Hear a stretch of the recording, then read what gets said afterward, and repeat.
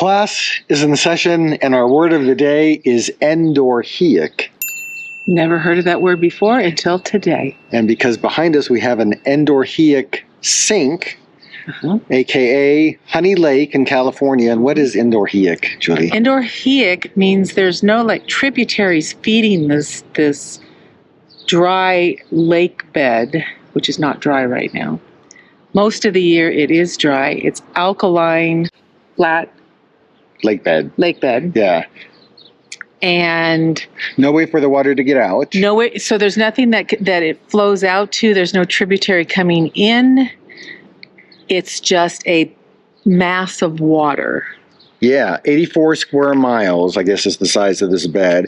That evaporates mostly. Yeah, I guess in terms of the size of the lake bed itself. Right, yeah. Right. So it's interesting because this is, in the last few days, the second dry lake bed that we've seen with water in it. Yeah. So a few days ago, we were in Owens Valley and Owens Lake, filled with water for the first time since 1905. And here we've got Honey Lake that's got water as far as we can see. Yeah. Yeah. We've also learned where Honey Lake got its name from. Does it have something to do with honey, Julie? No. No? The lake received its name from the honeydew produced by the abundant aphids that inhabit the area. So there you go. I don't like aphids. So we learned a couple of things. We learned, what did we learn? We learned endorheic. So try to use that in a sentence. We did. Can you? Yeah. So we are en route to our next stop, which is going to be Lassen Volcanic National Park in the northern part of California. We've never been there. Right. But coming from Reno, our stopover is going to be at a KOA, and their check-in time is not until 3 o'clock. Yeah. But we had to leave our prior RV park, so we're hanging out at a rest stop here by Honey Lake for 2 hours, so we could time our entry to the KOA at 3 p.m. Yeah, we did call the KOA. They do not make exceptions. Yes, no early arrivals. Yeah. So we're going to hang out a bit, and when we see you next, we'll be at Lassen Volcanic National Park vicinity. All right.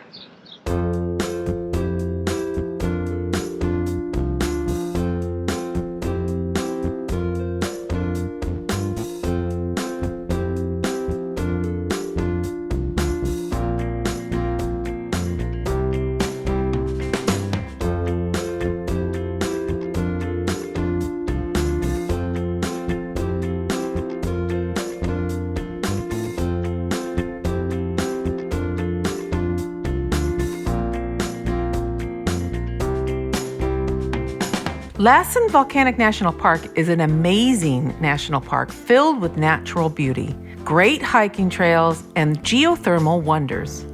Located in Northern California, it is the home to steaming fumaroles, boiling springs, and bubbling mud pots, all set against a backdrop of rugged mountain peaks and lush forests. If geology fascinates you, this park is for you. It's a geological wonderland that offers a unique glimpse into the dynamic forces that shape our planet. You might be asking, why should I visit Lassen? For starters, the park offers a diverse range of landscapes and experiences. The park is unique because it's one of the few places in the world where you can see all 4 types of volcanoes: the shield, composite, cinder cone, and the plug dome. None of which were active during our visit. Yes, thank goodness. That's very nice when you're visiting volcanoes. If you don't know where Lassen Volcanic National Park is, it is in the northeastern part of California, about 50 miles east of Redding. It sits north of Lake Tahoe, if you're familiar with that body of water, and it's just a bit south of the Oregon border. It's part of the Cascade Range and covers an area of over 106,000 acres. It's off the beaten path, but that's part of its charm. The park's remote location means you get far fewer crowds than other national parks, so you can immerse yourself in the natural beauty without crowds, and that's how I like it when we go visit some of these places. The park is easily accessible by car, and it's a fantastic destination for a weekend getaway or a longer trip if you have more time. We stayed at the KOA, in Mount Lassen, Shingle Town. It was a wonderful campsite. I really enjoyed it. It had everything we needed, and it did have cabins. We used RV sites. They had tent sites, so they had a little bit of everything. It's very conveniently located on the park's north entrance, making it an ideal for those adventures in that north side of the park. A tip, though, is plan your food in advance because there's not any restaurants available. There is, I was about, 30 minutes away to Shingle Town, and there was a market, but... Yeah, so we made a drive to the Shingle Town market a few times to get some food, but I don't know if there was a restaurant or not in Shingle Town. I don't remember seeing one, but if there was one, there was only one. It was very small town. And you're going to drive for long periods of time in either direction before coming across places to eat. Right. So, as you said, plan your food accordingly.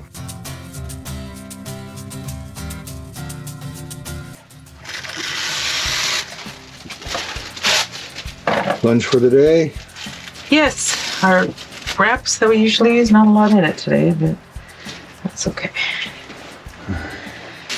So we spent the night in Shingle Town, which is just outside of Lassen Volcanic National Park.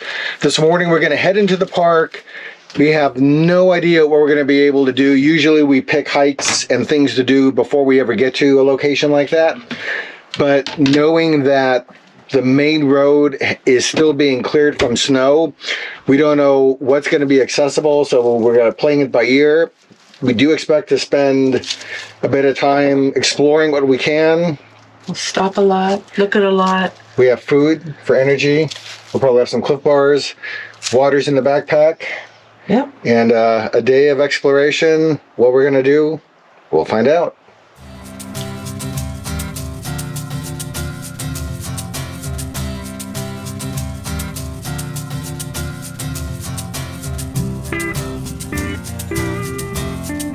All right, so first stop, visitor center here at the entrance that we're at Lassen National Park. I guess there's a couple of visitor centers. There's the ranger information in one building, bookstore and souvenirs at another building. So we're first gonna find out what's even open today, what we can do. Museum building is so amazing. And this one's closed. This building's closed. So it must be on the other side. So we'll go to the other building. But let's see the plaque. It says, in memory of our beloved daughter, May Loomis, June 16th, 1899 to January 13th, 1920. Oh, she's just a young one. So this is the Loomis Museum. Mm-hmm. And then this is Stephen Ting Mather, who died in 1930. He laid the foundation of the National Park Service, defining and establishing the policies under which its areas shall be developed and conserved unimpaired for future generations. There will never come an end to the good that he has done. Our recommendation is start your national park visit at the visitor center. And these are great places to get resources for information about the park, its history, and what's available to experience during your visit. So we had stopped in, chatted with the rangers to find out where we could hike, because we did want to spend a few days hiking. And we did get some helpful guidance. We learned what was closed, where weather conditions were still causing a problem in the park. So we planned our itinerary, got a stamp for the National Park's passport book, paid our fee somewhere in this area, and we're on our way to explore. Manzanita Lake is very, very close to the Northern Visitor Center. If you enjoy relaxing, Manzanita Lake is a very popular destination on the park's north side. It's perfect for kayaking, fishing, or just having a picnic. In this area, you're going to find several starting points for various hiking trails. So if you want to get some walking in, you've got a number of options to choose from at Manzanita Lake. Some popular trails include the Manzanita Creek Trail and Lily Pond Nature Trail. And it's here in this part of the park where several of the hiking trails are rated as easy and moderate. So good options if you're traveling with a family, if you don't want to have a strenuous hiking adventure. We took the Lily Pond Nature Trail. It was a very easy trail that just around the pond area right by the visitor center. So that was a relaxing, fun little hike.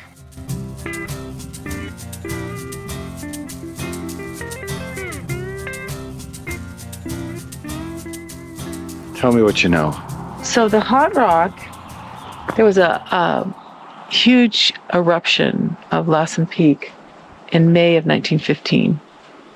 After the eruption, they discovered these rocks that, if this is a 300-ton rock that came 5 miles down the mountain. Wow. During the explosion. That's amazing. That's amazing. It was carried a lot by snow. I guess there was snowpack up there. And so it just slid down the mountain for 5 miles. And when they discovered it in 1915, it was still sizzling. Wow. That's amazing. Not sizzling anymore, huh? No, it's cooled down.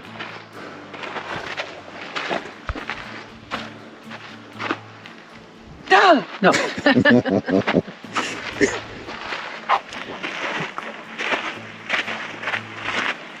Look at this. Solid. That's enormous. Wow. Look at all the butterflies doing it. Yeah. Oh my God, see it?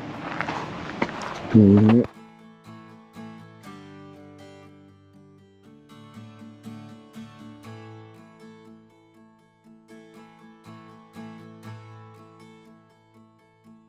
One of the beautiful attractions was the Lassen Peak.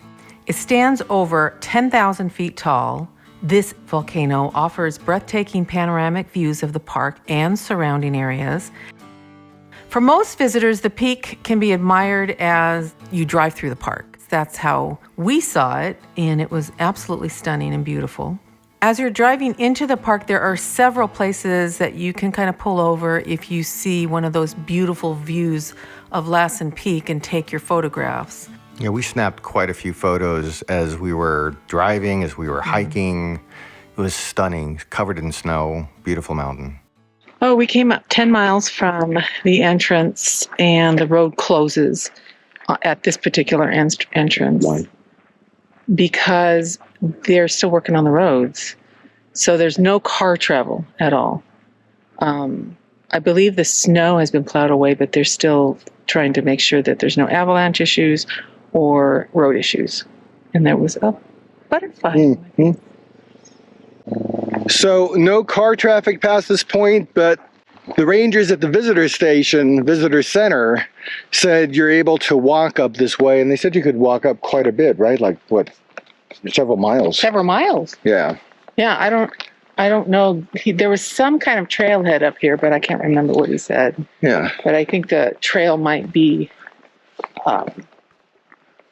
longer. I recall 2 miles up, 2 miles back, but I can't remember what he said. Yeah, so we'll see what we can see.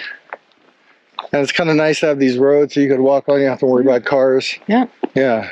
We had that experience when we visited Zion National Park and going up to the Narrows. Yeah. Yeah. Yeah. We walked it from here. Yeah. Hat Lake is right there. Oh, Hat Lake. Yeah. So I wonder if it'll take us. And then it goes beyond. Towards it. And Paradise Meadow is here. Yeah. All right, we found a trail here to get to a place called Paradise Meadow. Looks easy peasy, 1.4 miles, so I think we're gonna go check it out. Mm-hmm. Yeah. Paradise Meadow Trail. And this is one of the hikes that we took when we visited Lassen. And it's just a very nice walk through lush forests. You end up at a tranquil meadow. If you continue on a longer hike after you get to the meadow, you can even get yourself to the picturesque Terrace Lake. The trail is rated as moderate in difficulty, and it offers stunning views of Brokoff Mountain and Lassen Peak along the way. We got lots of photographs. And as you make your way on the trail, you'll pass by streams, vibrant wildflowers, beautiful trees. And as we got to the meadow, we were also greeted by Many, many mosquitoes. It was very wet. Yeah. It was very wet in the meadow. We finally made it to Paradise Meadows. I haven't actually looked at it yet, but glimpsed. Look at the snow out of It was 1.3 from the roadway, but it seems so much longer. Yeah. So Because there's a bit of an incline, yeah, quite a bit. I'd like to know how much actually. We'll find out. You should go. So, but now we're at the meadows. Very marshy, very wet. Lots of mosquitoes.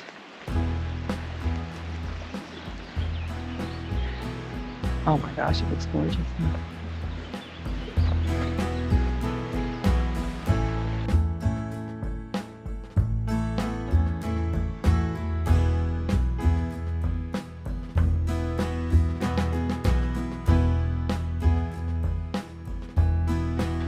Lots of mosquitoes up here this day as we made it up to the meadow area.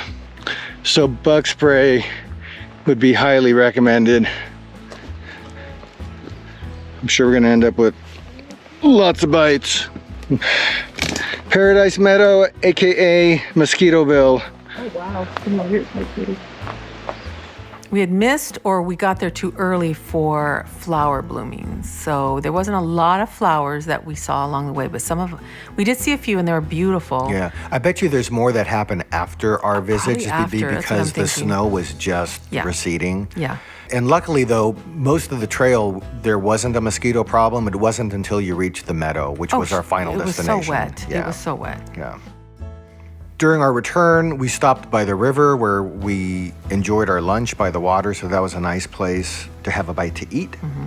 And as we made our way finally toward the car, we came across an area designated as the Historic California Trail Route, and that caught my attention. Mm-hmm. We just did a 1.3 mile hike each way, so 2.6 miles, to the Paradise Meadow, was it called?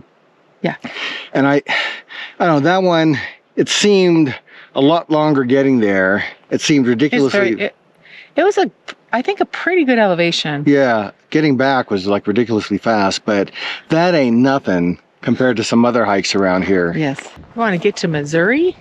It's only 1,906 miles.